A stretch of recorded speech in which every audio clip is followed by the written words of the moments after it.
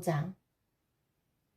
백성 가운데 어떤 사람들이 자기 아내와 더불어 그 형제 유다 사람들에게 큰 소리로 불평했습니다.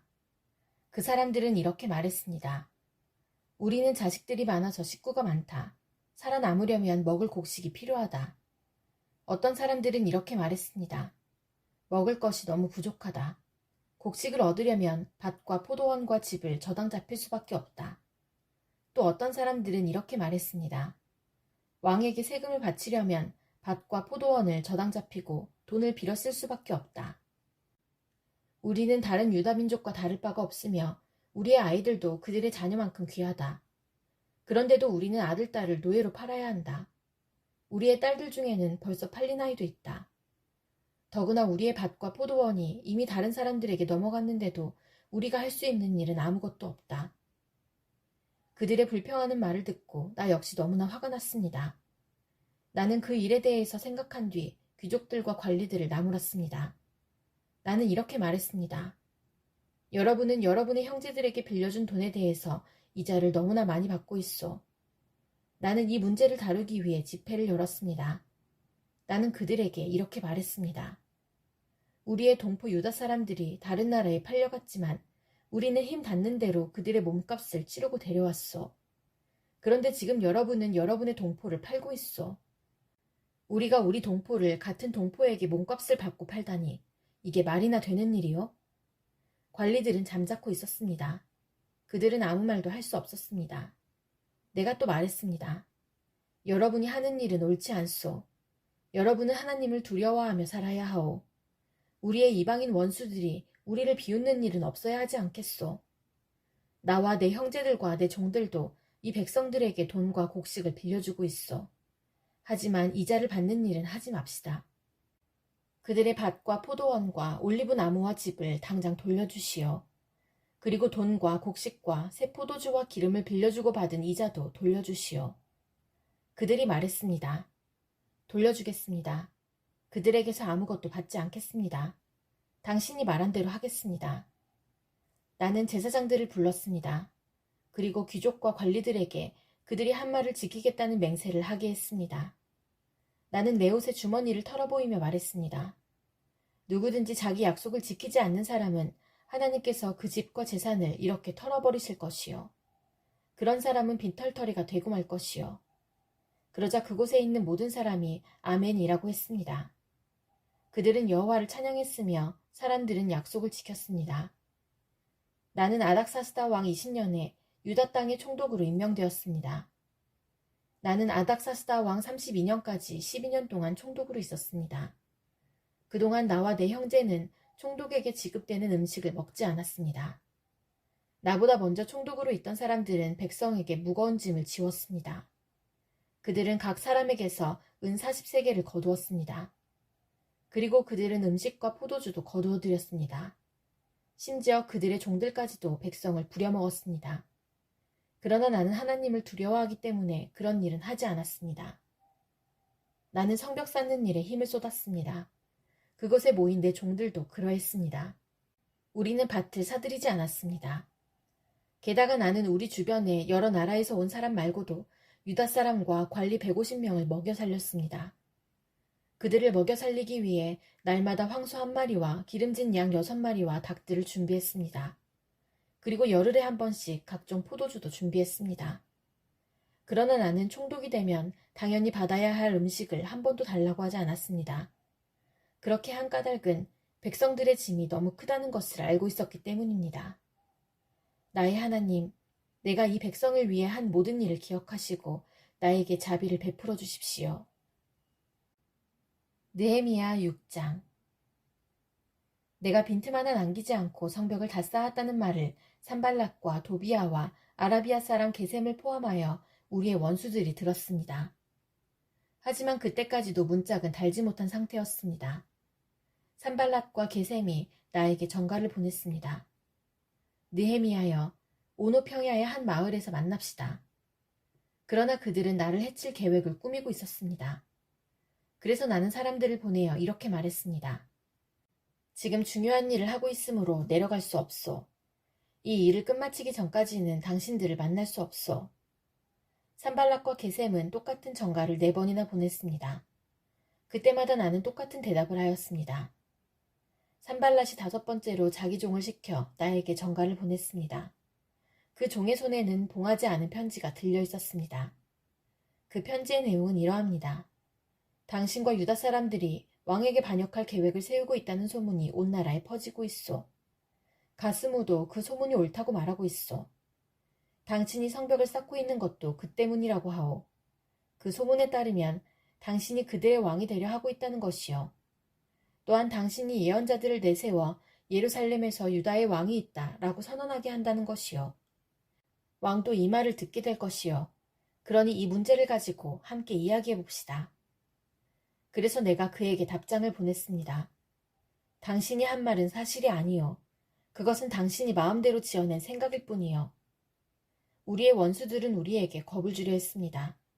그들은 그렇게 하면 우리가 힘을 잃고 성벽 쌓는 일도 하지 못할 줄 알았던 것입니다. 그러나 나는 하나님, 내 손에 힘을 주십시오 라고 기도했습니다. 어느 날 나는 들라야의 아들 스마야의 집으로 갔습니다. 들라야는 무에다벨의 아들입니다. 스마야는 자기 집안에서 나오지 못하고 있었습니다. 스마야가 말했습니다. 느헤미야여, 하나님의 성전에서 만납시다. 성전 안으로 들어가 문을 닫고 잠가버립시다. 밤이 되면 사람들이 당신을 죽이러 올 것입니다. 하지만 나는 이렇게 말했습니다. 나 같은 사람이 왜 도망을 가야 하오? 왜 내가 성전으로 도망가서 목숨을 건져야 하오? 나는 가지 않겠소. 나는 스마야의 말을 들으면서 그것이 하나님께 받은 말씀이 아니라는 사실을 깨달았습니다. 도비야와 산발랏이 그에게 돈을 주어 나에게 이런 예언을 하게 한 것입니다. 그들이 스마야에게 돈을 준 까닭은 나에게 겁을 주어 죄를 짓게 하려는 것이었습니다. 그렇게 되면 나에 대해 좋지 않은 소문을 퍼뜨려 나를 해칠 수 있기 때문입니다. 나는 이렇게 기도했습니다. 나의 하나님, 도비야와 산발랏을 잊지 말아주십시오. 그들이 한 일을 잊지 말아주십시오. 그리고 여예언자 노아디아와 나에게 겁을 주려 한 다른 예언자들도 잊지 말아주십시오. 마침내 예루살렘의 성벽 쌓는 일을 마쳤습니다. 그때는 엘룰월 25일이었습니다. 성벽을 다 쌓는데 52일이 걸렸습니다. 우리의 원수들이 그 소식을 들었고 주변의 모든 나라들이 그 모습을 보았습니다. 그들은 이 일이 하나님의 도우심으로 이루어진 사실을 알고 두려워 떨며 겸손히 있었습니다. 그런데 성벽을 쌓을 동안 유다의 귀족들이 도비야와 편지를 여러 번 주고받았습니다. 많은 유다 사람들이 도비야에게 충성을 맹세했습니다. 왜냐하면 도비야는 아라의 아들 스가냐의 사위였기 때문입니다. 도비야의 아들 여호하난도 베레게의 아들 무슬람의 딸과 결혼했습니다. 그 귀족들은 내 앞에서 도비야를 칭찬한 뒤 내가 하는 말을 도비야에게 일러 바쳤습니다. 그래서 도비야는 나에게 겁을 주는 편지를 보냈습니다. 느헤미야 7장. 성벽을 다 쌓은 뒤에 나는 문들을 제자리에 달고 문지기와 노래하는 사람과 레위 사람들을 뽑아 각각 일을 맡겼습니다. 나는 내 동생인 하나니에게 왕궁의 지휘관인 하나냐와 더불어 예루살렘을 맡겼습니다. 하나냐는 정직하며 다른 누구보다도 하나님을 두려워하는 사람이었습니다. 내가 그들에게 말했습니다. 해가 떠서 더워지기 전에는 예루살렘의 문을 열지 마시오. 문지기들이 문을 지키고 있을 때에 그들더러 문을 닫아 걸고 빗장을 지르라고 하시오.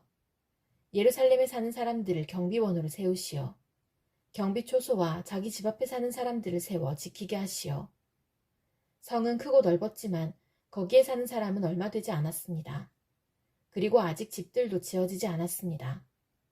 그래서 하나님께서 나에게 사람들을 모으게 하셨습니다.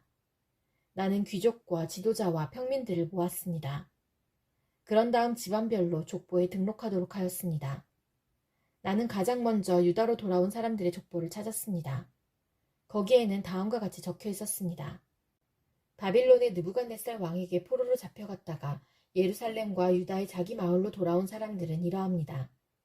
그들을 이끌었던 지도자는 스룹바벨과 예수아와 느헤미야와 아사랴와 라하мя와 나하마니와 모르드게와 빌산과 미스베렉과 비그웨와 느훔과 바하나입니다. 이스라엘 백성의 수는 이러합니다. 바로스의 자손이 2172명, 스바디아의 자손이 372명, 아라의 자손이 652명, 바알 모압의 자손 곧 예수아와 요압의 자손이 2818명, 엘람의 자손이 1254명, 삿두의 자손이 845명, 삭개의 자손이 760명, 빈노이의 자손이 648명, 부베의 자손이 628명, 아스갓의 자손이 2322명, 아도니감의 자손이 667명, 비그웨의 자손이 2067명, 아딘의 자손이 655명, 아델의 자손 곧 히스기야의 자손이 98명, 하숨의 자손이 328명, 베세의 자손이 324명, 하립의 자손이 112명, 기브온의 자손이 95명입니다. 베들레헴과 느도바 마을 사람이 188명, 아나돗 사람이 128명, 베다스마의 사람이 42명, 기란 여아림과 그비라와 부에롯 사람이 743명, 라마와 게바 사람이 621명, 믹마스 사람이 122명, 베델과 아이 사람이 123명, 다른 누봇 사람이 52명, 다른 엘람 사람이 1254명, 하림 사람이 320명, 여리고 사람이 345명, 로드와 하딧과 오노 사람이 721명, 스나아 사람이 3930명입니다. 제사장은 이러합니다. 예수아 집안 여다의 자손이 973명, 임멜의 자손이 1052명, 바수울의 자손이 1247명, 하림의 자손이 1017명입니다. 레위 사람은 이러합니다. 호드야의 자손 곧 예수아와 감미엘의 자손이 74명입니다. 노래하는 사람은 이러합니다. 아삽의 자손이 148명입니다. 문지기는 이러합니다. 살룸과 아델과 달몬과 악굽과 하디다와 소베의 자손이 138명입니다. 성전 종들은 이러합니다. 그들은 시아와 하수바와 답바옥과 게로스와 시아와 바돈과 르바나와 하가바와 살메와 하난과 깃델과 가할과 르아야와 르신과 느고다와 갓삼과 우사와 바세아와 베세와 무우님과 느비스심과 박북과 하그바와 하룰과 바슬렉과 무히다와 하르사와 바르고스와 시스라와 데마와 느시아와 하디바의 자손입니다. 솔로몬 종들의 자손은 이러합니다. 그들은 소데와 소베렉과 브리다와 야알라와 다르곤과 깃델과 스바디아와 핫딜과 보겔의 타스바임과 아몬의 자손입니다. 성전 종들과 솔로몬 종들의 자손은 모두 392명입니다. 다음은 데멜라와 델하르사와 구룹과 앗돈과 임멜에서 예루살렘으로 온 사람들입니다. 그러나 그들이 이스라엘 가문의 집안인지는 분명하지 않습니다. 그들의 이름과 수는 이러합니다. 들라야와 도비야와 느고다의 자손이 모두 642명입니다. 제사장 가운데 그 집안이 이스라엘 가문의 집안인지 분명하지 않은 사람은 호바야와 학고스와 바르실레의 자손입니다. 바르실레는 길르앗 사람 바르실레의 딸과 결혼하여 여자 쪽 집안의 이름을 이어받았습니다. 그들은 족보를 찾아보았으나 찾지 못했습니다. 그래서 그들은 부정한 사람으로 여겨져서 제사장이 되지 못했습니다. 유다 총독은 그들에게 하나님께 바친 음식은 아무것도 먹지 말라고 말했습니다. 그들은 제사장이 우림과 둠밈을 가지고 그들이 제사장의 자손인지 아닌지 결정을 내릴 때까지 기다려야 했습니다. 돌아온 사람의 수는 모두 42,360명입니다. 그러나 이 수에는 남종과 여종 7,337명이 포함되어 있지 않았습니다.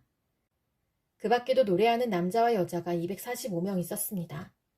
그리고 말이 736마리, 노새가 245마리, 낙타가 435마리, 당나귀가 6,720마리 있었습니다. 집안의 지도자들 가운데는 성 쌓는 일을 위해 돈을 낸 사람이 있습니다. 총독은 창고에 금 1000다릿과 그릇 50개와 제사장의 옷 530벌을 내놓았습니다. 어떤 지도자들은 성 쌓는 일을 위해 금 2만 다릿과 은 2200만 회를 창고에 내놓았습니다.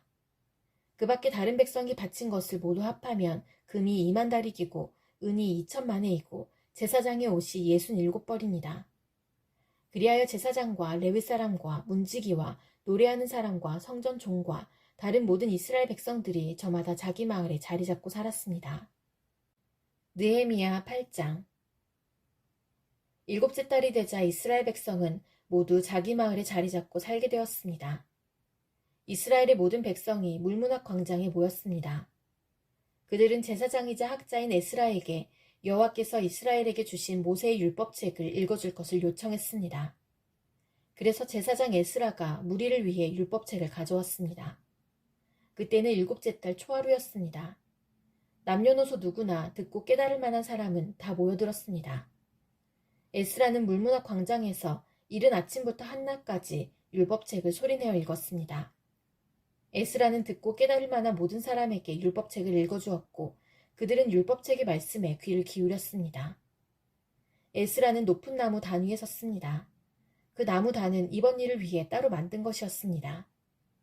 에스라의 오른쪽에는 마띠디아와 스마와 아나야와 우리아와 힐기야와 마아세야가 섰고 왼쪽에는 부다야와 미사엘과 말기야와 하순과 하스바따나와 스가랴와 무술람이 섰습니다. 에스라가 율법책을 폈습니다. 에스라가 높은 데에 서 있었기 때문에 누구나 다 그를 볼 수 있었습니다. 에스라가 책을 펴자 모든 백성이 자리에서 일어섰습니다. 에스라가 위대하신 하나님 여호와를 찬양했습니다. 그러자 모든 백성들이 손을 들고 아멘, 아멘 하고 말하면서 엎드려 얼굴을 땅에 대고 여호와께 경배하였습니다. 낭독을 듣기 위해 서 있는 백성들에게 레위 사람인 예수아와 바니와 세레비아와 야민과 악국과 사부대와 호디아와 마아세야와 그리다와 아사랴와 요사밧과 하난과 블라야가 율법을 가르쳐 주었습니다. 그들은 하나님의 율법책을 백성들이 알아듣기 쉽게 읽어주었습니다. 그리고 그 뜻을 설명해 주었으므로 백성들은 그들이 읽어주는 말씀을 깨달았습니다. 그런 뒤에 총독 느헤미야와 제사장이자 학자인 에스라 그리고 백성들을 가르치던 레위 사람들이 모든 백성에게 말했습니다. 오늘은 여러분의 하나님 여호와의 거룩한 날이요. 울거나 슬퍼하지 마시오. 그들이 이 말을 한 것은 백성들이 율법의 말씀을 들으면서 울었기 때문입니다. 느헤미야가 말했습니다. 가서 기름진 음식을 먹고 좋은 음료수를 드십시오.